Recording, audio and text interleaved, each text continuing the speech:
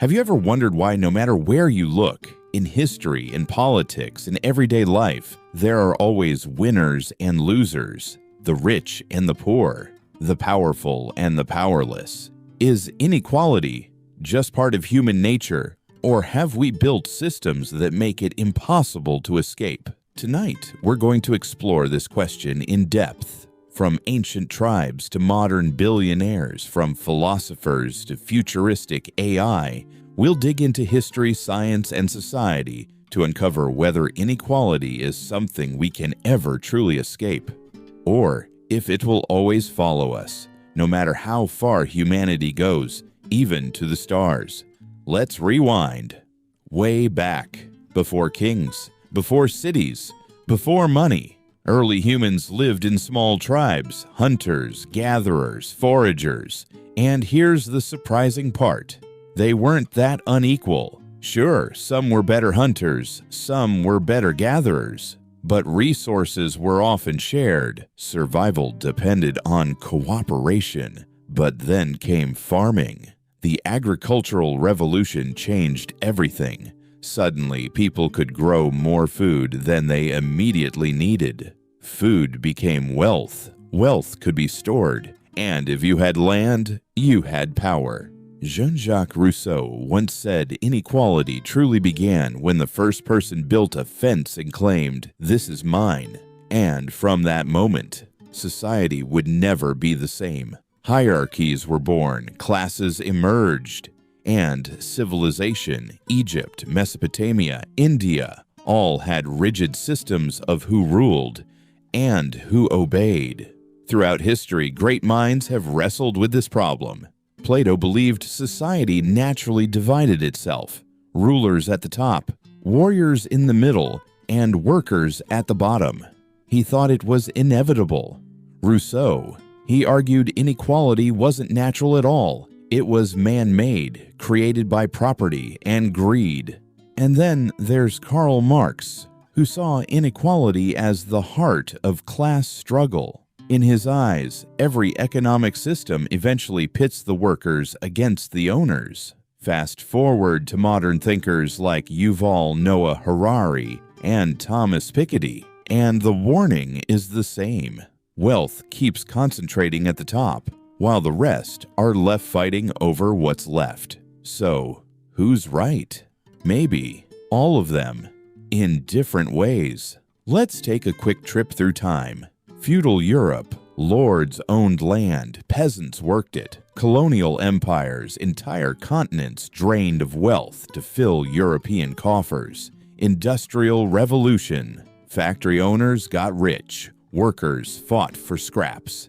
And today, tech billionaires earning in minutes what a minimum wage worker makes in a lifetime. Here's a chilling fact. Right now, the top 1% own more wealth than the bottom 50% of the entire world.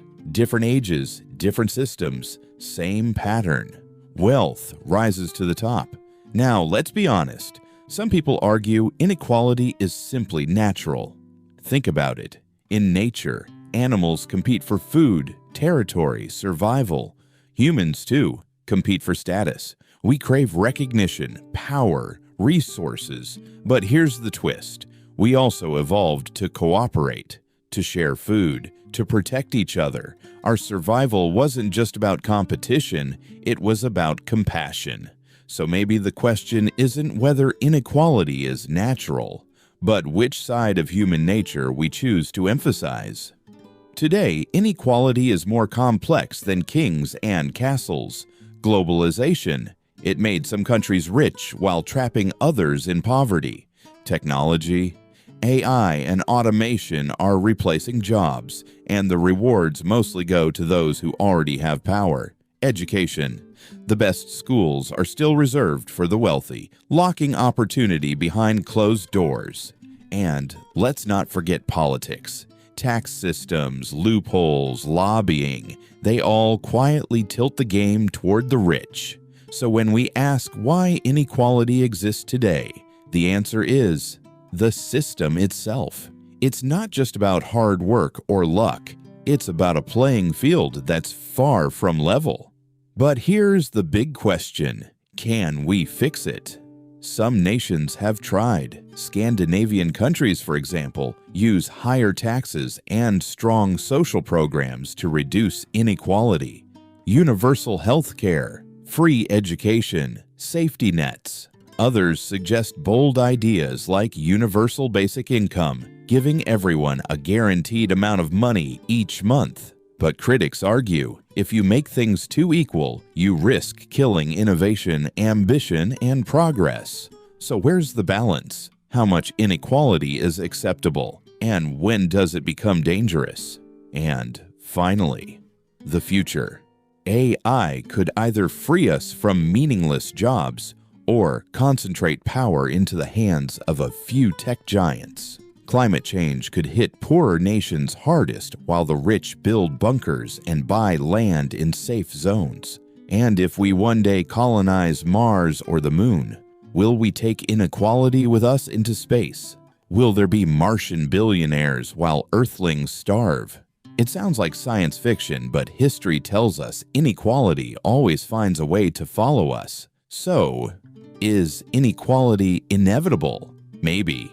History suggests it never completely goes away. Human nature, systems, and power structures keep bringing it back. But here's the truth. While we may never erase inequality entirely, we can decide how big the gap becomes. We can choose whether inequality crushes societies or whether it's kept in check. In the end, inequality might always exist, but whether it defines us or destroys us, that's up to us. If you found this deep dive thought-provoking, make sure to hit like, share your thoughts in the comments, and subscribe for more long-form explorations like this one. And let me ask you, do you believe inequality is inevitable? Or do you think humanity can one day overcome it? Let me know below.